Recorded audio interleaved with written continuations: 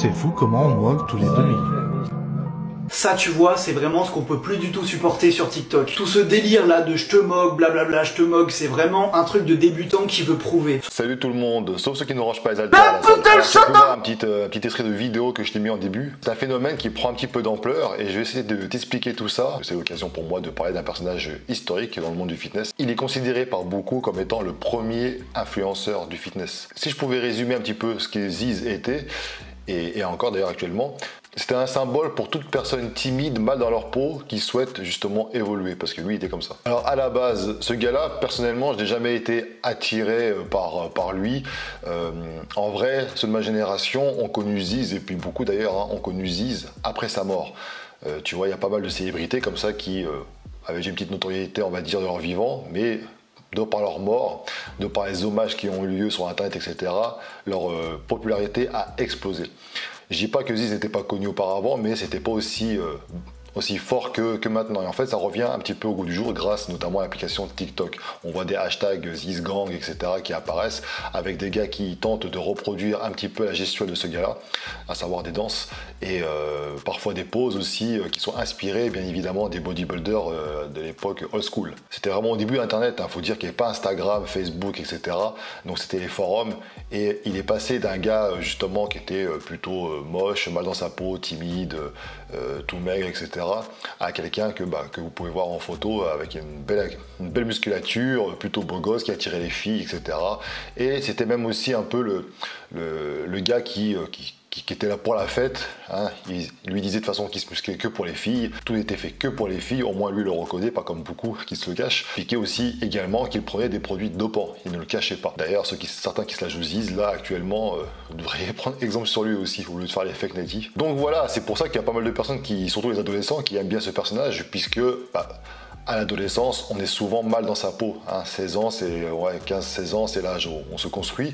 Et on essaie de trouver des modèles pour pouvoir ensuite s'identifier à eux et évoluer.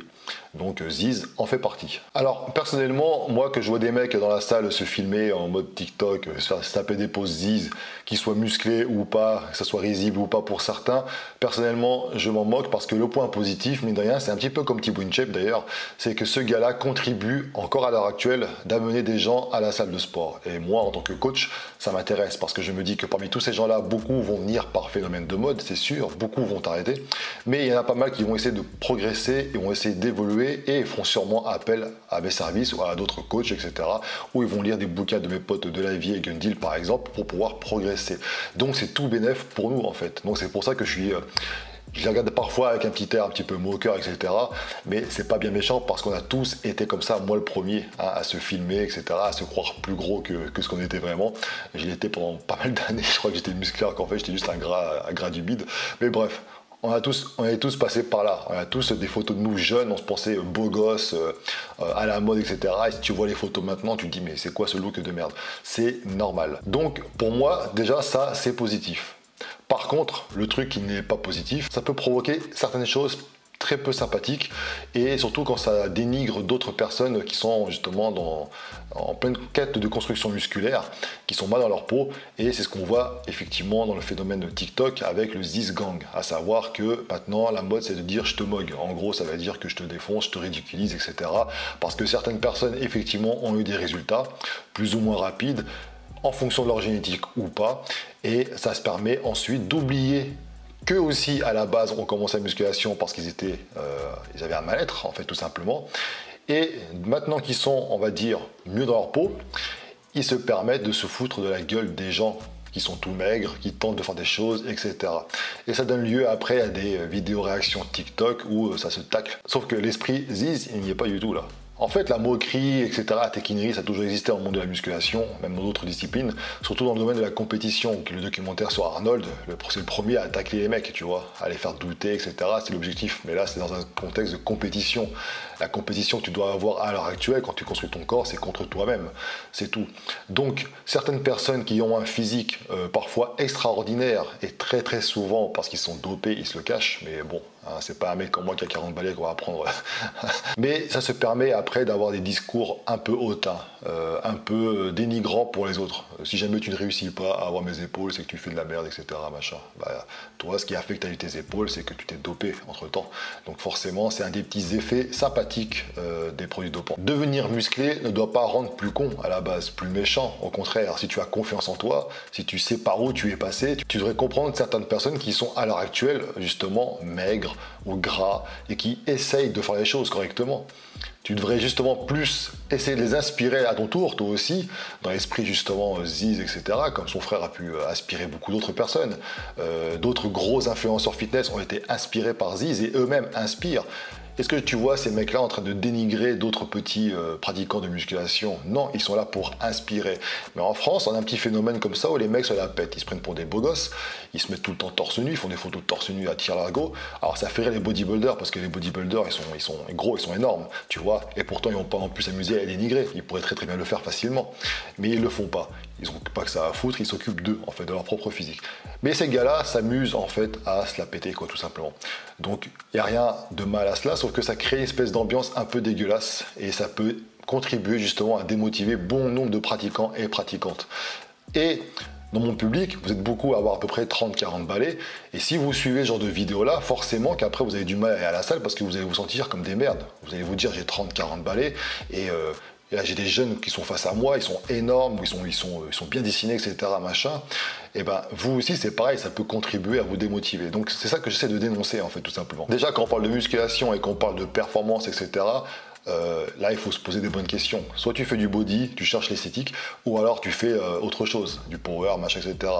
Quand tu commences à dire combien tu soulèves ou développer couché, parce que alors ton objectif c'est de te montrer torse nu à tire-larigot et puis de t'admirer devant un miroir à chaque fois, faire des belles vidéos de TikTok, etc. Il y a un problème quelque part.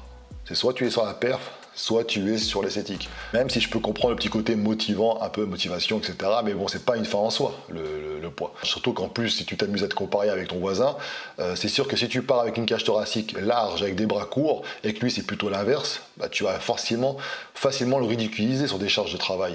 Mais peut-être pas forcément physiquement. Donc il faut comparer ce qui est comparable. Ça sert à rien les gars de vous comparer, de faire des concours entre vous, de développer couché, etc. Machin, si vous êtes tous foutus différemment. Ça sert à rien. Sauf à vous blesser éventuellement ou alors à vous démotiver par la suite. Si tu vises une transformation physique, certes, il faut jouer à la carte de la surcharge progressive. Il n'y a pas que ça, mais en tout cas, ça en fait partie. C'est un facteur de progression. Mais il ne faut pas chercher à faire des records, tu vois. Moi, ça fait marrer ce côté je te mogue. Le mec, il moque des gamins, et ces mecs-là, ils sont aussi naturels que le cul à Nicki Minaj, tu vois ce que je veux dire. Donc, le but de cette vidéo-là, pour notamment les plus jeunes qui me regardent, et surtout même les anciens d'ailleurs, pour les plus jeunes, si vous voulez vous inspirer de Ziz, n'oubliez pas que ce mec-là, il est mort déjà. Donc, certains qui veulent essayer de prendre les raccourcis, d'essayer d'être le plus vite possible, le Ziz 2022-2023, n'oubliez pas qu'il en est mort. Il part pas avec un physique à la base avantageux, avec une génétique incroyable de base. Il s'est envoyé sévère. De toute façon, quand tu as une génétique dégueulasse, tu t'envoies plus de produits qu'un mec qui a une génétique avantageuse. C'est comme ça. Et donc, forcément, le but pour toi, c'est de ressembler à un mec esthétique, tu vois, et non pas de ressembler à Ziz dans son cercueil. Je sais pas, pose-toi la bonne question. Ensuite, ceux qui se disent Ziz gang, machin, etc., et qui ont des transformations incroyables en moins d'un an, avec des physiques, je pense quand même qui sont solides, hein, attention. Hein. Jouez la carte de la sincérité, faites le Ziz à fond. Pourquoi vous cachez que vous vous dopez? Pourquoi? Comme ça, au moins, les gens qui vous suivent, même si vous foutez de leur gueule en disant ah, toi t'es tout maigre, etc., machin, bah, ils se diront, bah en fait, ok, le mec il dit ça, mais en fait, ça m'atteint pas parce que je sais qu'il se dope, tu vois. Parce que là, ils sont dans le doute, ils n'y connaissent rien, ils sont dans le doute. Y compris pour les personnes un peu plus âgées. C'est pas pour autant qu'elles sont des connaissances. Donc, elles peuvent se faire avoir. Soyez sincères. Jouez à la carte de la sincérité. Pourquoi vous commencez à ridiculiser tout le monde en cachant que vous êtes dopé? Vous êtes dopé. Ça n'empêche pas que vous avez un physique incroyable. Voilà. Il faut assumer. Parce que si jamais tu te dopes et qu'en plus tu te fous de la gueule de ceux qui ont un niveau, je veux dire, débutant, etc., il y a un problème quelque part. Il y a un problème de confiance en soi déjà de base, je pense. On a l'impression qu'ils sont là, vous êtes là pour les attaquer, pour empêcher les gens de progresser, de vous rejoindre. Vous êtes l'élite. Et dans 10 ans, vous serez en dépression et là, ce sera l'élite que vous allez prendre dans la gueule.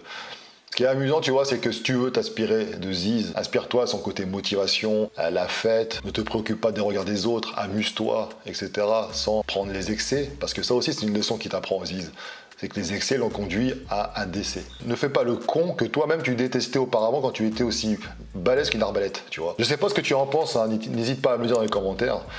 Donne-moi ton avis par rapport à ces phénomènes-là. Parce que c'est vrai que Ziz, on en entend parler, c'est comme ça, c'est cyclique. On entend parler, un coup ça vient, ça part, etc. Ça fait très très longtemps que Ziz, le phénomène Ziz est connu. Et puis je vous dis à bientôt pour une nouvelle vidéo. Ciao.